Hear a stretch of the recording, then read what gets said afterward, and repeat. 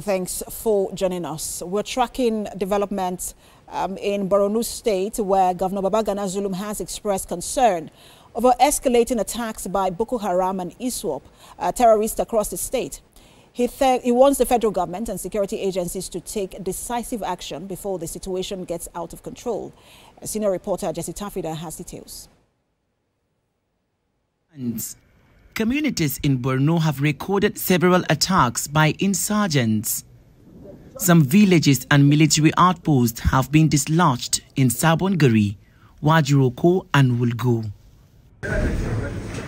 Today, Governor Babagana Zulum holds an urgent security meeting to address the issue. Members of the Security Council, traditional leaders and heads of security agencies are present. Governor Babagana Zulum says the federal government should focus more on the northeast, especially Borno State, which borders 3 nations, in its effort to combat terrorism in Nigeria. We want to appeal to the federal government also to ensure that the northeastern part of Nigeria receives the desired attention. A lot of foreign insurgents are coming into Nigeria. So if nothing is being done, the state will be in turmoil again. I believe the President of the Federal Republic of Nigeria will not accept this one, and the Nigerian armed forces will not accept this one. Governor Zulum wants all hands on deck to ensure that the state continues to enjoy its relative peace. He called on security operatives to increase their efforts in fighting insurgency by taking the fight to the insurgents. While we appreciate the tremendous support of the federal government of Nigeria, the tremendous support of the Nigerian military, as well as paramilitary, the police, the DSS, civil defense, and others, in maintaining law and order in the state, we also have to say the truth. Otherwise, all the gains that we have made so far will be a mirage. The governor reaffirmed his commitment in supporting the military and other security agencies operating in Borno State to meet their goals of combating the state insurgency. Jesse Tafida, TVC News, Maiduguri. All right, let's bring in Jesse now for more on that development in Borno State. Jesse, what more can you tell us? Because we know that there has been relative peace in Borno for a while now. So paint a picture of these recent attacks for us.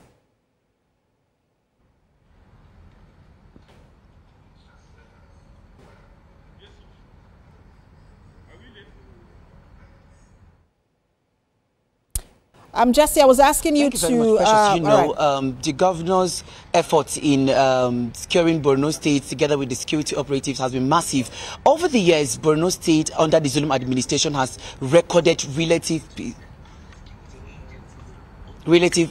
So the governor is working closely with security operatives to ensure that peace is being resettled. People are being resettled back to their places of abode, and people go about their normal businesses. And Precious, today the governor is saying something else, because over some weeks there are some attacks, pockets of attacks here and there, and the governor is concerned about that, because according to him, the military and other security operatives should be doing more to see that the insurgency be the thing of the past. I have with me here the Borno State Commissioner for Information and Internal Security, Professor Usman Tar, and I think he's going to give us more insight on the security meeting they had together with the governor. Just paint us a picture on the outcome of the security meeting today with Borno State Governor Babagana Zulum. Thank you very much. Today we had what we call extended security meeting, because we invited diverse stakeholders to add value to our conversation on how to make Borno safer and more secure. In today's meeting, being 8th of April 2025, holders to come and make it more robust. And in today's meeting, we considered, we assessed the security situation in Borno State, Of recent, there has been sporadic attacks on military installations, soft and hard targets. This is as a result of the resurgence of the Boko Haram insurgency. For some reasons that we know for a while, the Boko Haram regrouped, rearmed themselves and started attacking our assets and infrastructure. One of the reasons is that the Chadian forces flushed them out of their domain in the Lake Chad. And they had no option than to move to safer zones. They consider Nigeria, Cameroon as safer zone for now. We have to up our ante in order to make Borno and Nigeria hostile for them. Otherwise, they will continue to cause havoc. In addition, the flooding in the Lake Chad basin actually made the Lake Chad flooded, and they couldn't, survive. So they moved into upper land, and they have now regrouped, and as a result, they are causing all this havoc. In addition, we also suspect that there are foreign incursions of foreign mercenaries among the rank and files of the Boko Haram. And for these reasons, it appears that some countries in the Lake Chad basin are safer for them. They consider it safer. So we call on the armed forces.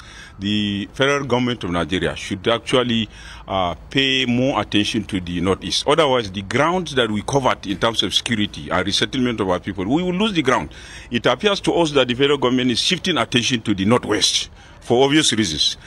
We should not lose focus of the northeast too, because the war is not over. We are still in the, towards the end of the insurgency, and it appears to us that the insurgents are regrouping and rearming themselves. And so there is actually a very, urgent need for the federal government to intervene. Yes, we don't have so much time. So summarily, what is the situation on ground now, and what is the way forward? The security chiefs, we had this closed-door meeting, and the agreements and the arrangements put in place is not something that we will discuss for security reasons, but I can assure the public that in the coming days and weeks, the game will turn against the Boko Haram insurgents, for sure. All right. Thank you very much. That was the Commissioner for Information and Internal Security, Professor Usman Tar. Precious, according to him, in the coming days, security operatives would up their game and people would continue going about their normal businesses in other villages across Borno State peacefully. Precious. And I'm sure that's the hope of the residents of Borno State. Thank you so much for that insight, Jesse Tafida, a senior reporter live in Borno State.